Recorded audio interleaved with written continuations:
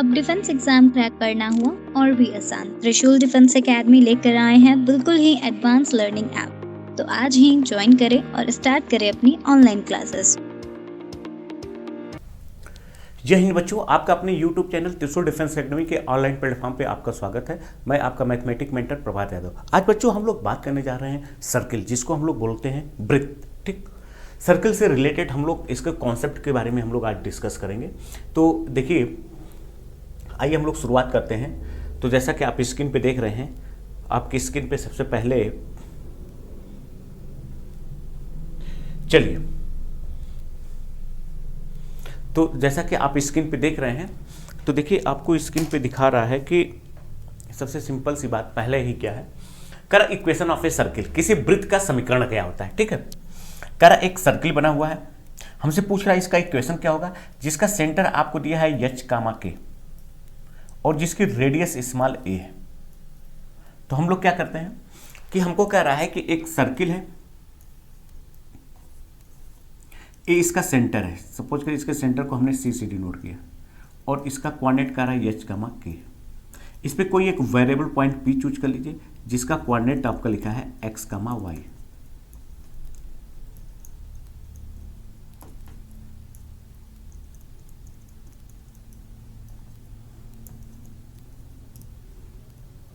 ठीक, अब हमको इसका समीकरण बताना है। ये जो सर्किल है, इस सर्किल जिसकी रेडियस दिया है स्मॉल ए, हमको इसका समीकरण लिखना है। तो अब इसका समीकरण कैसे आप लिखेंगे, इधर देखिए सभी लोग ध्यान से। आपको एक पॉइंट ए दिया है जिसका कोऑर्डिनेट एच कामा के है, एक पॉइंट ए है जिसका कोऑर्डिनेट एक्स कामा वाई है, और इनके बीच की डिस्टेंस जो है यानी सीपी बराबर ए दिया है। तो अकॉर्डिंग टू क्वेश्चन आपको सीपी बराबर स्मॉल ए दिया। दोनों तरफ का स्क्वायर कर दीजिए, तो सीपी का स्क्वायर इज इक्वल टू ए का स्क्वायर। सीपी मतलब दो पॉइंट के बीच की डिस्टेंस का फॉर्मूला। तो आप इसको लिख सकते हैं एक्स माइनस एच का whole square plus y minus k का whole square is equal to a square. ये हो गया इक्वेशन फर्स्ट। इसी को हम लोग बोलते हैं ए वृत्त का क्या है, समीकरण। इसी को हम लोग बोलते हैं ए किसका समीकरण है, समीकरण है किसका, वृत्त का। तो अगर किसी सर्किल का सेंटर आपको पता है और उसकी रेडियस पता है, तो उस अगर वृत्त का इक्वेशन लिखना हुआ है तो आप इसको लिख सकते हैं एक्स माइनस एच का whole square plus y minus k का होल स्क्वायर बराबर स्मॉल ए का स्क्वायर। ठीक, जैसे हम आपसे एक है कि कोई एक सर्किल है जिसका सेंटर आपका लिखा है 2,3, जिसकी रेडियस दिया है आपको, रेडियस दिया है 5 यूनिट। तो हमको वृत्त का समीकरण, equation of circle, equation of circle, तो आप क्या करेंगे, x माइनस एच की जगह आप क्या लिखेंगे 2 का whole square plus y minus 3 का होल स्क्वायर बराबर 5 स्क्वायर, और इसको आप ओपन कर देंगे तो a आपका कंप्लीट यानी कि x square minus 4x plus का 4 plus y square plus 9 minus 6y बराबर 25। तो देखिए 9 4 13 हो जाएगा, उधर से घट जाएगा, तो यानी x square plus Y square minus 4x minus 6y बराबर 12। ये हो जाएगा आपका वृत्त का जनरल समीकरण। ठीक, सभी लोग समझ रहे हैं। चलिए आइए अब हम आगे देखते हैं। देखिए आपका जो नेक्स्ट कॉन्सेप्ट है कह रहा है, चलिए कह रहा है कि the centre is 0 0 and radius is small a, then the equation of the circle. तो h की जगह 0, y की k की जगह 0 आप लिखेंगे, तो ये हो जाएगा x square plus Y square बराबर a square. This is the equation of a circle. कब, जब इसका सेंटर क्या होगा 0,0। कह रहा है equation of a circle who centre h comma k and passing through the origin. अगर ओरिजिन से पास आउट होगा, तो देखिए हम लोग यहाँ पे एक चीज ये समझते हैं कि व्यापक general equation of a circle क्या होता है। General equation of a circle ये होता है कि यानी कि x square plus Y square plus 2gx plus 2fy plus k या c, आप इसको लिख सकते हैं प्लस का c इज इक्वल टू 0।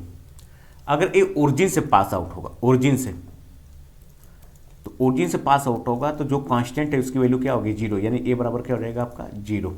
तो x square plus Y square plus 2gx plus 2fy बराबर 0। तो ये कह रहा है कि एक सर्किल का इक्वेशन बताइए जिसका सेंटर एच कामा के है जो ओरिजिन से पास आउट हो रहा है। तो एक्स माइनस एक्स का whole square plus y minus k का होल स्क्वायर बराबर आप क्या लिख देंगे 0, यानी कि x square plus Y square minus 2hx minus 2ky बराबर 0। ठीक, चलिए अगला देखिए।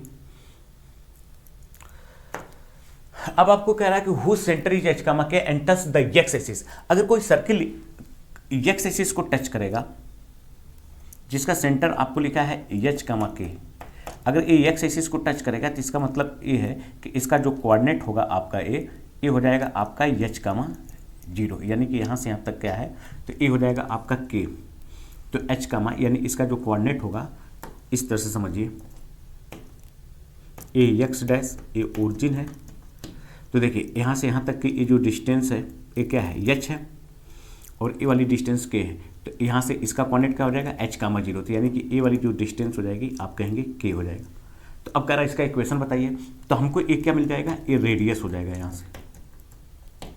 ठीक, तो आप इसको लिख सकते हैं यानी x square plus Y square minus 2hx minus 2ky plus h square बराबर 0, प्लस क्या लिखेंगे हम लोग एच स्क्वायर बराबर 0। कैसे, अब यहाँ से हम देखिए हम लोग यहाँ से लिख सकते हैं कि x माइनस एक्स का whole square y minus k का whole square is equal to k square. इसको ओपन करेंगे तो x square plus h square minus 2hx plus Y square plus k square minus 2ky is equal to k square से k square cancel out हो जाएगा। तो अब आपका हो जाएगा x square plus Y square minus 2hx minus 2ky plus h square is equal to 0। यहाँ पे यही दिया है। तो equation of a circle whose touch x axis, इसका मतलब क्या होगा जब जिस पॉइंट पे एक्स एक्सिस को टच करेगा उसका कोऑर्डिनेट क्या हो जाएगा एच कामा 0, अगर इसका सेंटर एच कामा के दिया हुआ है। तो इसका मतलब क्या है कि इसमें जो हमारा कांस्टेंट का स्क्वायर जो रहेगा वो हमारा क्या रहेगा यहाँ पे वो रहेगा आपका एच स्क्वायर। इसी तरह से जब ये वाई एक्सिस को टच करेगा तो इसका मतलब क्या हुआ उसका कोऑर्डिनेट 0 कामा के हो जाएगा, तो इसमें हमारा के स्क्वायर बचेगा। ठीक, तो x square plus Y square minus 2hx minus 2ky plus k square बराबर क्या हो जाएगा 0। टच बोथ द एक्सिस, जब दोनों एक्सिस को टच करेगा तो इस केस में क्या हो जाएगा आपका x square plus Y square plus 2hx plus 2ky plus h square बराबर 0। जब दोनों एक्सिस को ये टच करेगा तो देखिए जब ये दोनों एक्सिस को टच करेगा मतलब अगर कोई सर्किल है जो दोनों एक्सिस को टच कर रहा है, यानी कि इसका अगर सेंटर सी है ये दोनों एक्सिस को तभी टच करेगा जब यानी कि ए कामा ए, यानी कि यहाँ पे जो एच है बराबर के बराबर क्या हो जाएगा ए, तभी ये दोनों एक्सिस को टच करेगा। तो इस केस में आपका हो जाएगा x square plus Y square plus 2ax plus minus 2ay plus a square बराबर 0। अगर आप यहाँ पे सिर्फ h बराबर के हो जाएगा तो h के टर्म में लिखना चाहते हैं तो ये हो जाएगा x square plus Y square plus minus 2hx plus minus 2ky अब प्लस एच स्क्वायर बराबर 0। क्यों? क्योंकि अब एक फर्स्ट क्वाड्रेंट में होगा कि सेकंड में होगा कि थर्ड में होगा कि फोर्थ में होगा, इसलिए यहाँ पे हम लोग प्लस माइनस का यूज करें। ठीक, इसलिए हम लोग यहाँ पे प्लस माइनस का यूज किया जाएगा, इसलिए यहाँ पे देखिए प्लस माइनस का यूज किया। चलिए नेक्स्ट कॉन्सेप्ट देखिए। अब देखिए यहाँ से आपका जो क्वेश्चन बनता है ये लिखा हुआ है कि general equation of a circle, कह रहा general equation of a circle. ठीक, तो general equation of a circle हम लोग कुछ इस टाइप से डिनोट करते हैं किसी भी वृत्त का व्यापक समीकरण क्या होता है। व्यापक समीकरण का मतलब क्या होता है एक ऐसा सर्किल जिसमें सारे टाइप की सर्किल आप उसमें समाहित हो जाएंगे, तो ऐसे सर्किल को हम लोग बोलते हैं general equation of a circle. तो देखिए general equation of a circle क्या होता है, यानी कि एक्स और वाई के टर्म में x square plus Y square plus 2gx plus 2fy plus c बराबर 0, जिसका सेंटर क्या होता है माइनस जी कमा माइनस एफ। माइनस जी कमा माइनस एफ का मतलब ये होता है कि यहाँ पे एक्स स्क्वायर और वाई स्क्वायर का कोफिशिएंट हमेशा आप 1 रखेंगे, तो उसके बाद जो एक्स का कोफिशिएंट होगा इसका -1/2, जो वाई का कोफिशिएंट है यानी 2f इसका आप लिखेंगे -1/2 कोफिशिएंट ऑफ y, ये हो जाएगा इसका सेंटर। रेडियस की अगर हम बात करेंगे तो √g² प्लस f के square minus c। Note, a general equation of A second degree in x and y that is ax² plus 2hxy plus by² plus 2gx plus 2fy plus c बराबर 0 will represent a circle if and only if, अगर del का मतलब इससे जो area bound होगा ABC plus 2fgs minus AF² minus BG² minus CH², अगर इसकी value क्या है 0 की इक्वल नहीं है, एंड A बराबर B है तथा G बराबर H बराबर क्या है 0 है, तो एक इसको रिप्रेजेंट करेगा, आपको सर्किल को रिप्रेजेंट करेगा। अर्थात अगर हम general equation of A second degree की बात करें इन x एंड y में, तो A है ax² plus by² plus 2hxy, तो यहाँ पे A और B इनका कोफिशिएंट आपस में इक्वल होना चाहिए, यानी कि सेम होना चाहिए, और यहाँ पे जो x है इसकी वैल्यू क्या होनी चाहिए 0 होनी चाहिए। अगर a बराबर b है, h बराबर 0 है, तो इस इक्वेशन को, यानी कि ये जो सेकंड डिग्री में लिखा है, अगर हम लोग x और y के कोफिशिएंट को यहाँ पे यानी लोकस को हम लोग लेंगे, तो एक इसको रिप्रेजेंट करेगा, ये एक वृत्त को रिप्रेजेंट करेगा, सर्किल को। ठीक, तो इसका मतलब है कि ax² plus by² plus 2hxy plus 2gx plus 2fy plus c is equal to 0 represent और सर्किल। ये तभी संभव होगा जब कोफिशिएंट ऑफ x² बराबर coefficient of y² and h is equal to 0। The coefficient of hx, the coefficient of xy, इसकी value क्या हो 0। ठीक, चलिए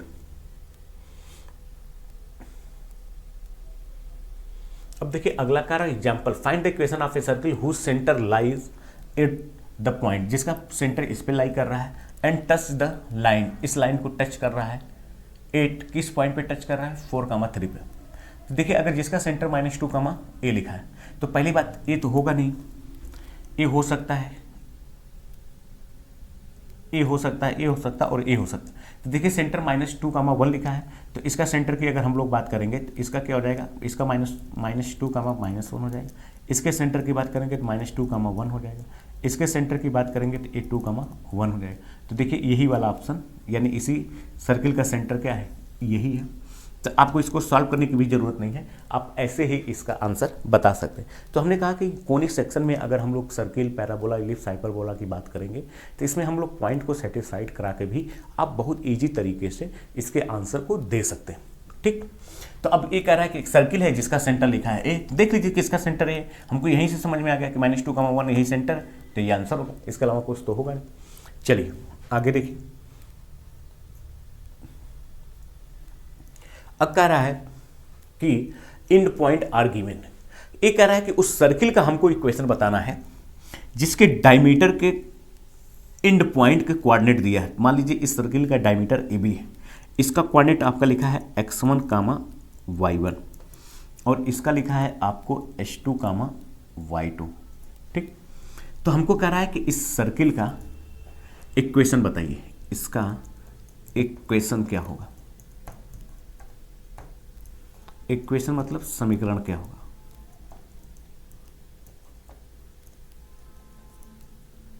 ठीक, तो देखिए,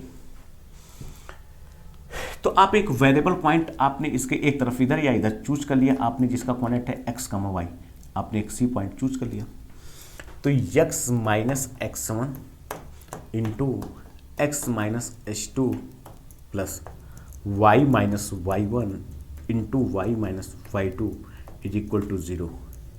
ये क्या हो जाएगा, ये वृत्त का समीकरण हो जाएगा, इक्वेशन ऑफ सर्किल हो जाएगा, यानी वृत्त का समीकरण हो जाएगा। ये आपका वृत्त का समीकरण हो जाएगा, ये आपका वृत्त का समीकरण हो जाएगा।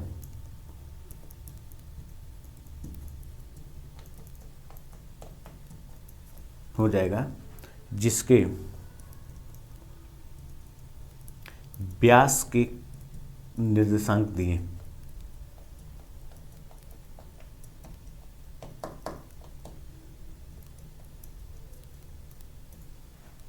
ए वृत्त का समीकरण हो जाएगा जिसके व्यास के निर्देशांक आपको गिवन है। ठीक, तो क्या हो जाएगा x -x1 into x -x2 plus y -y1 into y -y2 बराबर क्या हो जाएगा 0।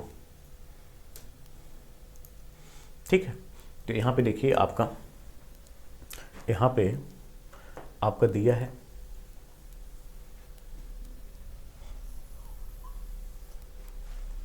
x minus x one into x minus x two plus y minus y one into y minus y two बराबर 0। यही आपका क्या हो गया, सर्किल का इक्वेशन है। वृत्त के व्यास के कोऑर्डिनेट अगर आपको दिया है तो कह रहा वृत्त का इक्वेशन बताइए in terms of x1 y1 and h2 y2।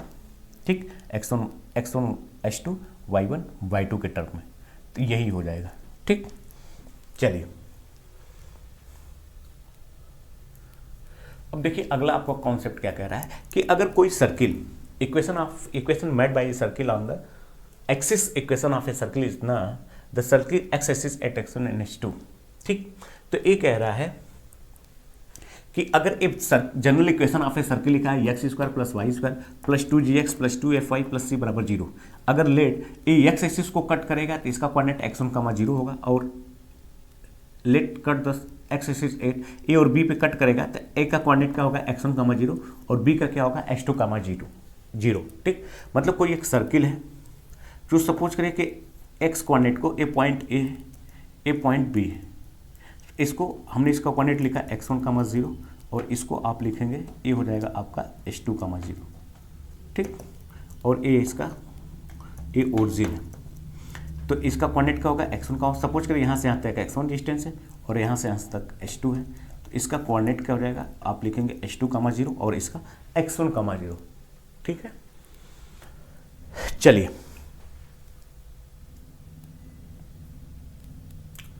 अब देखिए यहाँ पे कह रहा है कि then the intercepted made by a circle on the x axis. तो अब ये कह रहा है कि कोई एक सर्किल है, अगर वो एक्स एक्सिस को कट कर रही है, सपोज करिए कि एक सर्किल है एक्स एक्सिस को कट किया, एक पॉइंट ए है, ए पॉइंट बी है। अब यहाँ से यहाँ तक की डिस्टेंस मान लीजिए x1 है, इसका कोऑर्डिनेट क्या हो जाएगा x1, 0 और ए हो जाएगा आपका h2, 0। इनके बीच का ए है इंटरसेप्ट ए बी, तो हमको पूछ रहा है कि इसकी वैल्यू क्या हो, किसकी, इसकी वैल्यू ए बी जो लिखा, तो ए बी का मतलब हो जाएगा आपका यानी कि intercept on x axis a b बराबर mod of h2 minus x1, mod of h2 minus x1, और यही बराबर हो जाएगा 2 टाइम्स अंडर रूट g का स्क्वायर माइनस c। ठीक, अगर एक्स एक्सिस पे इंटरसेप्ट करेगा तो कह रहा है कि इनके बीच की जो डिस्टेंस होगी ए पॉइंट बी है, ए पॉइंट ए हो जाएगा। सपोज करिए कि ये वाई एक्सिस को किसी पॉइंट पे इंटरसेक्ट कर रहा है, सपोज करिए ए पॉइंट डी है, ए वाई है, ए ओ है, ए वाई डैश और ए पॉइंट से सी। इसका कोऑर्डिनेट क्या हो जाएगा, आप कहेंगे 0, y1 और इसका कोऑर्डिनेट क्या हो जाएगा, आप कहेंगे 0, y2। तो यहाँ से यहाँ तक ये जो सी डी होगा इसको आप लिखेंगे y2 माइनस y1 का मॉड, तो ये हो जाएगा आपका 2 times under root F square minus C, 2 times under root F square minus C. तो इसको हम लोग क्या बोलेंगे कि यानी कि x square plus Y square plus 2gx plus 2fy plus C बराबर 0। अगर एक्स एक्सिस को किसी 2 पॉइंट पे इंटरसेक्ट कर रहा है तो उनके बीच की डिस्टेंस क्या होगी, mod of h2 minus x1, उसी को आप लिखेंगे कि 2 times under root G square minus C, और वाई एक्सिस पे अगर इंटरसेप्ट करेगा तो 2 times under root F square minus C. इससे डायरेक्ट एयरफोर्स नेवी में डायरेक्ट क्वेश्चन पूछता है। ठीक है, तो बस आपको यहाँ पे फार्मूला ही याद होना चाहिए। ठीक, चलिए आगे हम लोग देखते हैं। तो चलिए आगे वाला देखिए। तो अगर आगे वाले कॉन्सेप्ट की हम लोग बात करते हैं तो ये देखिए लिखा हुआ है कंडीशंस फॉर 2 सर्किल। ये 2 सर्किल के लिए कंडीशन की बात कर रहा है। तो देखिए कह रहा है कि if 2 circle touch each other internally then, ये कह रहा है कि अगर 2 सर्किल है, एक सर्किल सपोज करिए ए है और एक सर्किल ए है,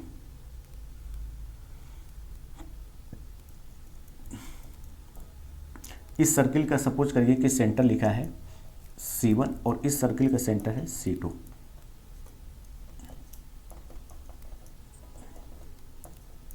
ठीक, अगर एक दूसरे को इंटरनल टच कर रहे हैं तो अगर इस बड़े वाले सर्किल की रेडियस R2 है, छोटे वाले सर्किल की रेडियस R1 है, तो आप इनके बीच का C1 C2 आप यानी कि C1 C2 बराबर लिख सकते हैं mod of R1 minus R2।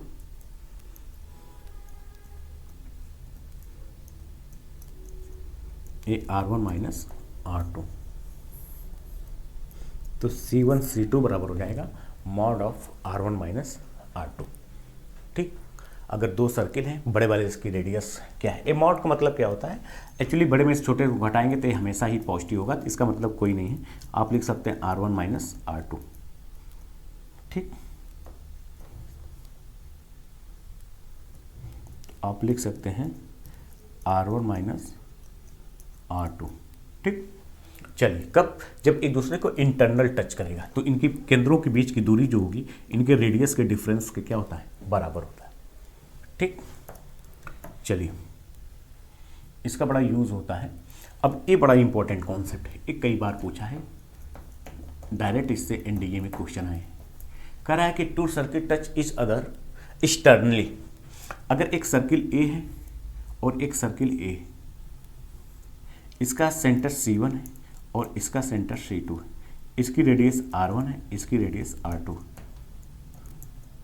अगर एक दूसरे को एक्सटर्नल टच करता है, बाह्य रूप में और स्पर्श करता है, एक्सटर्नल टच कर रहा है।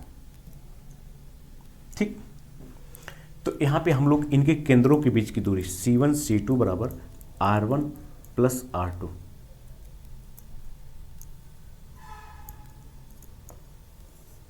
ठीक, C1 C2 बराबर यानी इनके केंद्रों के बीच की दूरी क्या होगी, इनके रेडियस के सम के इक्वल होगा।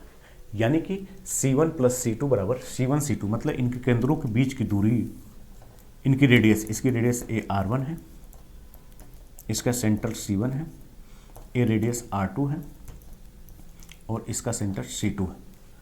तो एक दूसरे को एक्सटर्नल टच कर रहे हैं, तो ये देखिए इनके केंद्रों के बीच की दूरी वही होगा जो इनके रेडियस के सम के इक्वल होगा।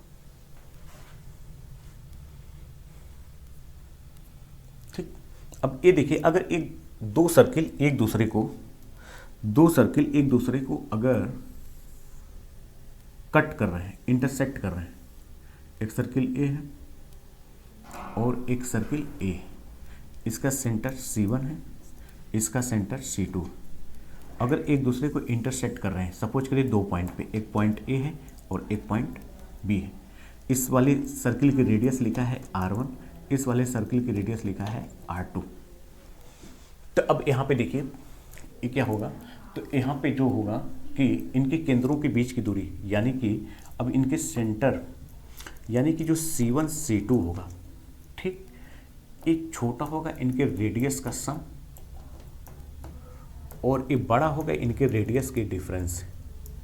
जो बड़ा होगा उसमें से छोटे वाले को घटा देंगे। ठीक है, तो इसका मतलब ये वाला रिलेशन बहुत इंपॉर्टेंट है। R1 इसको मतलब है, इसका मतलब होता है जो बड़ा होता है उसमें से छोटे वाले को घटाएंगे, इसकी वैल्यू छोटी होगी और ये R1 प्लस R2, ये बड़ा इंपॉर्टेंट है। इससे कई सारे सवाल पूछा है। एक तो डायरेक्ट एनडीए में पूछा है, एनडीए 2018 में कई सारे सवाल पूछा। ठीक है, यहाँ तक सभी लोग समझ रहे हैं। चलिए आगे नेक्स्ट कॉन्सेप्ट देखते हैं हम लोग। अगर कह रहा है कि two circle do not touch या इंटरनल ईच अदर, देन कह रहा है कि अगर दो सर्किल एक दूसरे को न टच नहीं कर रहे हैं, तो इधर देखिए इसका मतलब क्या है कि जैसे सपोज करिए ए, इसका सेंटर C1 है, इस बड़े वाले को मान लीजिए C2 है, इसकी रेडियस R1 है, इसका R2। ठीक, तो ये कह रहा है कि जो इनके केंद्रों के बीच की दूरी होगा C1 C2, इसका मान हमेशा इनके रेडियस से छोटा होगा और इस C1 C2 जो होगा हमेशा R1 माइनस R2 से बड़ा होगा। ठीक, चलिए अब देखिए एक common chord of two circle, कर दो सर्किल हैं तो उनका कॉमन कॉर्ड क्या होगा। एक सपोज करिए कि एक सर्किल ए है और एक सर्किल ए है, एक दूसरे को इंटरसेक्ट किए, तो ए क्या है, इसको हम लोग बोलेंगे एक पॉइंट ए है एक पॉइंट बी है, इसी को हम लोग बोलेंगे कॉमन कॉर्ड। कॉमन कॉर्ड मतलब उभयनिष्ठ कॉर्ड मतलब होता है जीवा। अगर इसका इक्वेशन x1 बराबर 0 लिखा है, इसका इक्वेशन h2 बराबर 0 लिखा है, तो आप लिख सकते हैं x1 minus h2 is equal to 0। ये इक्वेशन आएगा। अगर दो सर्किल एक दूसरे को इंटरसेक्ट कर रही हैं, तो जिन दो पॉइंट पे इंटरसेक्ट कर रही हैं उन पॉइंट से जो लाइन जाएगी वो दोनों की क्या होगी, कॉर्ड होगी, क्योंकि वो दोनों सर्किल में आएगी। ठीक, ये देखिए यहाँ से ए इस वाले भी सर्किल में आ रही है और इस वाले भी सर्किल में ए आ रही है। ठीक, तो इसको हम लोग बोलते हैं कॉमन कॉर्ड, उभयनिष्ठ जीवा। तो इसका इक्वेशन कुछ नहीं करना, दोनों सर्किल को आपस में, यानी ए x1 का इक्वेशन है, ए h2 का, दोनों को सब्ट्रैक्ट कर देंगे और यही बराबर 0, तो यही आपका क्या हो जाएगा, common chord of the circle. ठीक है, तो प्यारे बच्चों आज हम लोगों ने सर्किल से रिलेटेड कुछ इंपॉर्टेंट कॉन्सेप्ट के बारे में बात किया, जो कि आपके आगामी एग्जाम के लिए बहुत ही इंपॉर्टेंट है। अब हम लोग इसके क्वेश्चन के बारे में डिस्कस करेंगे नेक्स्ट वीडियो में, जो कि आपके यूट्यूब पे लाइव होगी, तो इसलिए आप लोग ज़्यादा से ज़्यादा सभी लोग इससे जुड़े रहिएगा, क्योंकि उससे बहुत ही चुनिंदे टाइप के हम लोग क्वेश्चन सेलेक्ट करके आपके बीच में उपस्थित करेंगे। तो आज के लिए इतना ही। जय हिंद। चैनल को एक बार पुनः लाइव सब्सक्राइब जरूर कर दीजिए।